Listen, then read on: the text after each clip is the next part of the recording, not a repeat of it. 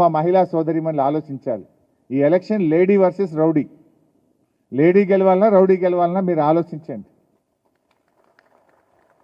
మరి ఆ రౌడీ ఇప్పుడు ఆయన రౌడీ అని నేనంటే ఇంకేదో తప్పు అన్నారు. మరి రౌడీ అని నేను అనడం తప్పైతే అసలు నిన్నగాక మొన్న ఈ ఎలక్షన్ సందర్భంగా పోలీసులు ఎందుకు ఆ కుటుంబ సభ్యుల్ని బైండ్ ఓవర్ చేసిండ్రు? బైండ్ ఓవర్ ఎవరిని చేస్తారు ఎలక్షన్ల టైంలో?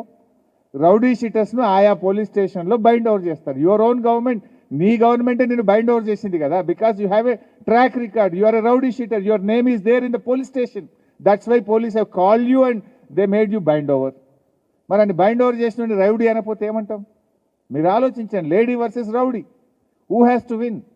ఒక సగటు మహిళగా మరి ఆవిడ మీ సమస్యల్ని బాగా అర్థం చేసుకోగలుగుతుంది.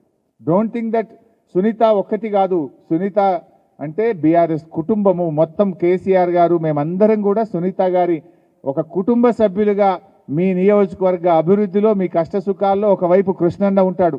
రోడ్డు దాటితే కృష్ణన్న, రోడ్డు ఇవతల సునీతమ్మ. తప్పకుండా మేమందరం ఈ డెవలప్మెంట్లో కానీ మీ ఇష్యూస్లో కానీ మేము తప్పకుండా మీకు కోఆపరేట్ చేస్తాం.